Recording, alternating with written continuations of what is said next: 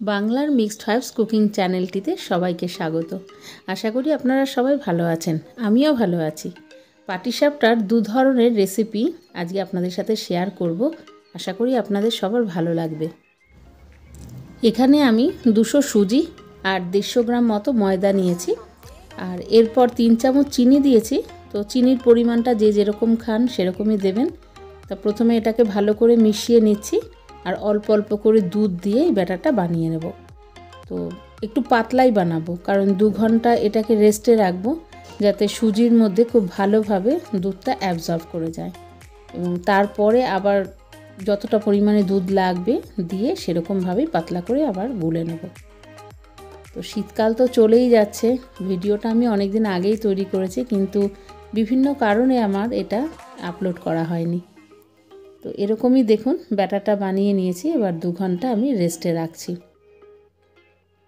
আর আমি খোয়া ক্ষীর কিনেছি এখানে 200 গ্রাম, মানে আগের একটু ছিল, মানে মোট 250 গ্রাম মতো। তো প্রথমে এটাকে আমি ভালো করে গরম করে নিয়েছি কড়াইটা, তারপরে লো ফ্লেমে রেখে এটাকে আস্তে আস্তে করে নিচ্ছি। আমি অন্য সময় কিন্তু নিজেই বানিয়ে নিই ক্ষীর, কিন্তু যেহেতু অনেক পিঠে বানাবো সেহেতু আর ক্ষীরটা বানানো হয়নি।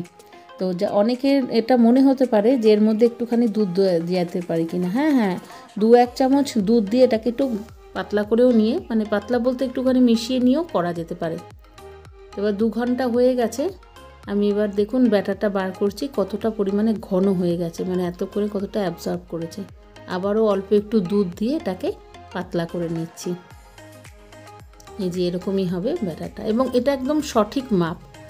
তো কড়াইটা প্রথমে একটু গরম করে নিয়েছি, নিয়ে একটু হালকা ব্রাশে করে তেল দিয়ে এটা নিয়ে নিলাম। কড়াই আমি নিয়েছি কেন, আমার দুটো হাত দিয়ে ধরতে সুবিধা হবে সেই কারণে। তো এরকমভাবে নিজের মতো করে চলে যাবে। এবার মাঝখানে আমি একটু পুর দিয়ে দিলাম। তো শীতকালে এই পিঠেটা কিন্তু মোটামুটি সবার বাড়িতেই হয়, সবাই ভালোবাসে খেতে। তো শুকনো পিঠেও ভালোবাসে। আর তারপরে কিন্তু আমি আজকে অবশ্য খেজুরের গুড় দিয়ে আর দুধ দিয়ে এটা বানাবো। তো সেই কারণে আমি 2 ধরনের বলেছি। খেজুরের গুড়টা একটু দিয়ে বানালে পরে কি হয়, শীতকাল তো ফ্লেভারটাও খুব সুন্দর আর খেতেও খুব ভালো লাগে।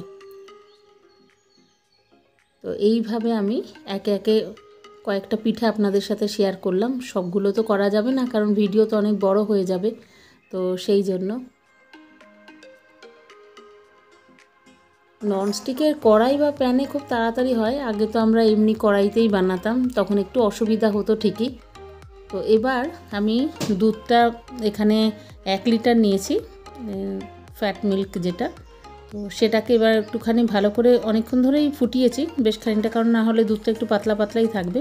তো এখানে আমি প্রায় 500 গ্রাম মতো খেজুরের গুড় দিয়েছি, কারণ একটু মিষ্টিটা আমার একটু বেশি ভালো লাগে। তো দিয়ে দিলাম, দিয়ে এটাকে ভালো করে ফুটিয়ে নিয়ে এটা যখন গুড়টা গলে যাচ্ছে, তো এই সময় আমি গরম অবস্থাতে পিঠেগুলো দিয়ে ঢাকা দিয়ে রাখবো। তবে হ্যাঁ, এটা দিয়ে ফোটাবো না, তাহলে এটা একটুখানি বেশি নরম হয়ে যাবে। এর মধ্যেই যা গরম অবস্থাতেই থাকে। তো এই যে আমি দেখাচ্ছি আপনাদেরকে, দেখুন খুবই সুন্দর হয়েছিল খেতে। ভিডিওটা ভালো লাগলে অবশ্যই লাইক, শেয়ার আর কমেন্ট করবেন, আর প্লিজ সাবস্ক্রাইব করে পাশে থাকবেন। দেখা হবে পরের রেসিপিতে।